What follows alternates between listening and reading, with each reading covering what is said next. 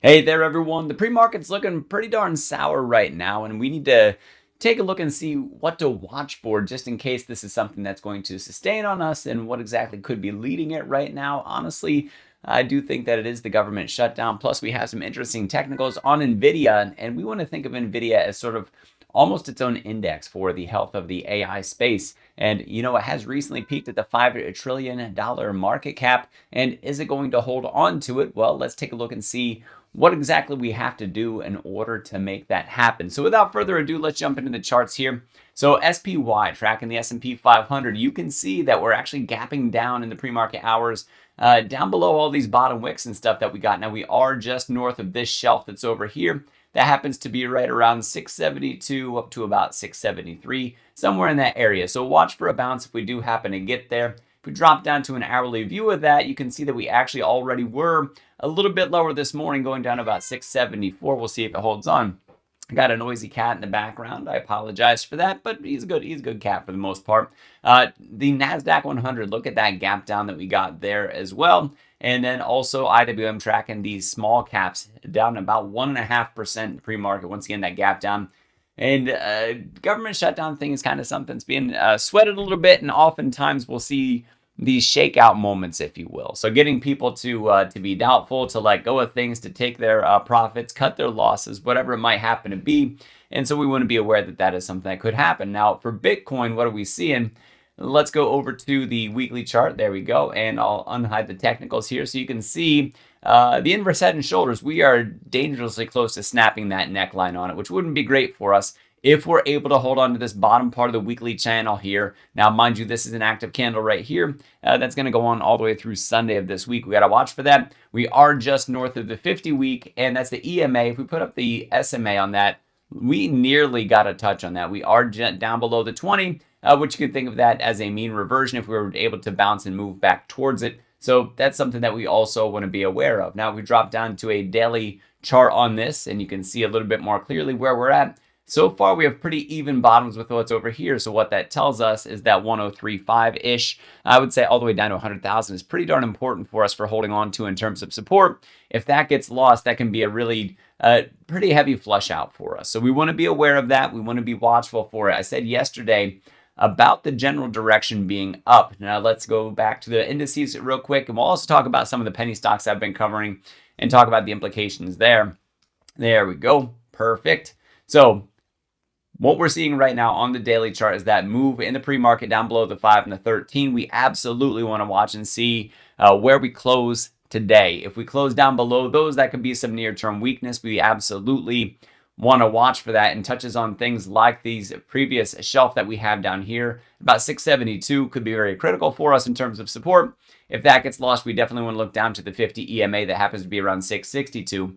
On the Qs, what are we looking for? That also has a shelf on this thing. Now, mind you, we do have a gap to fill down to about 618, and then another gap to fill down to about 612.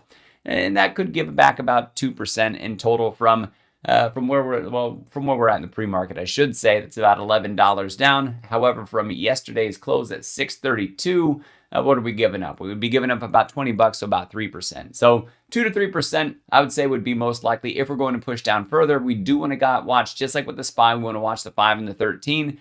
That's going to be very telling of what to expect as we move forward. If we lose the 5 and the 13, then we got to watch out not only for the historic support, but also moving average support down by the 50, which also goes along with where we see this resistance and this support from the time we were underneath it to the time that we came down and had a touch above it in that last week of trading of October, if you will. That Wednesday, the 22nd, the 23rd, I guess would be second to last week of October as we were looking at that one. So that's what we want to look for in the Qs. And then when we go to IWM, we're getting close to that 50 EMA, and we're starting to see the roll over slope-wise. In other words, we're starting to slant downwards with those moving averages. We already closed below them yesterday, and that could be near-term troublesome if the market's really going to sweat things like the government shutdown, and if there's more worries about, okay, maybe these valuations are a little bit high on AI, for example, which seems to be the prevailing news this morning. And honestly, I think a lot of it could be technically driven as we see those technicals hit, and then the news starts to hit a little bit harder. So it's like, hey, we hit those marks that we were looking for, and now, maybe we start to take some of that profit and we turn the sentiment a little bit. Yeah, we'll see if that happens. So Bitcoin we talked about already. I do want to get over into Nvidia. Look at the hourly chart that we have. And I talked about the peak that we'd have on here right around 211. And you can see we peekabooed up above it on the 29th of October before selling off that same day. Well, let's drop down to a 30-minute chart and see if we can see more clearly because the market opens at 9:30. There we go. So what we see with that is that first half hour of trading, we pushed up, we hit that Fibonacci extension level, and then couldn't hold on to it. And so we sold off during that time. And then we're finding some level of support just north of this $200 level, which still could be critical for us. But you can see that slightly range-bound trade that we currently have. If we break that range, now I know this area is red, this rectangle will change it to green because we are solidly above it at this point in time, making it support. So if we are able to hang up above that support, that's a good thing. 200, it could be very solid for us. If we fall down through that, we have room all the way down to 192. Losing that is where we really start to get gaps down further. But I will say that losing this current range that it's in to the downside, it could be something that drags the entire market. If Nvidia were to lose its $5 trillion market cap, it might toss out the sentiment of, okay, well, maybe we got a little bit too hot, too fast on that. And maybe things are inflated a little bit too much. And, and I'm not necessarily saying that that's currently the case, although I think that valuations being high like they are, it makes it hard to make those all-in investments, if you will, near the tops of things. It's nice to find them while they're cheap and on a discount. So for Nvidia, watch this range that we see that goes all the way down. I'm going to give it room all the way down to that $200 mark, even though the bottoms keep on coming in around 201.40, and that's north of that this 200 period. This is a 30-minute chart, this 200 period exponential moving average. On a daily basis, what does it look like? Well, take a look and see what we're getting. Look at those high wicks that we got in that indecisiveness. So high wick, so we're hitting massive selling pressure, and today it's snapping down a little bit on us. This would close the gap above the 5 EMA and above the 13, so we're still in bullish territory.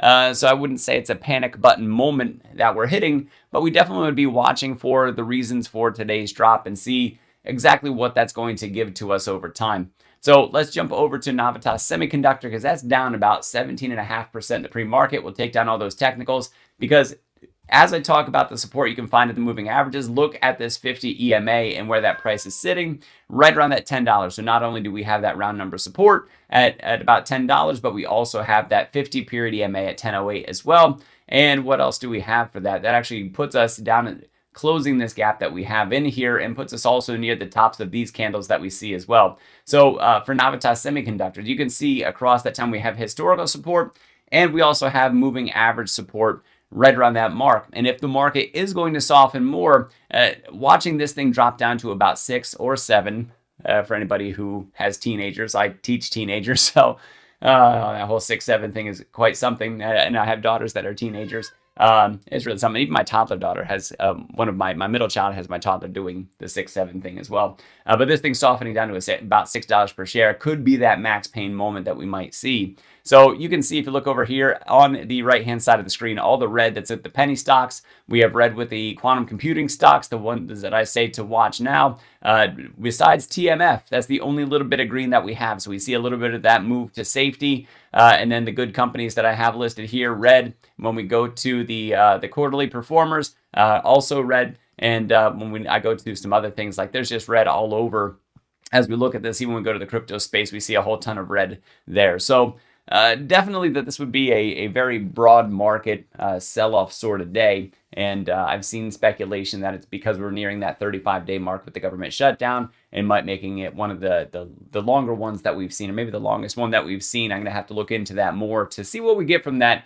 But I will say that likely when the government shutdown ends, we're going to see that rubber banding effect. And then it's like, okay, well, what do we have for labor market reports? I think is the very next thing that we want to look for as BLS comes back online and gives us the non-farm payrolls and the unemployment rate. So today's the day to definitely be watchful, to be cautious. And we definitely want to watch for signs that a bottom is in. And it could happen intraday, but it could also happen across several days. And we want to be aware of that, because it likely is going to set up our next opportunity between now and the end of Q4, and we definitely want to be on board for that. So guys, I'll see you over in the Discord. Links down in the description. Otherwise, guys, I am Dr. Stock, Doctor of Education. Remember, my friends, that learning is earning. We'll see you next video.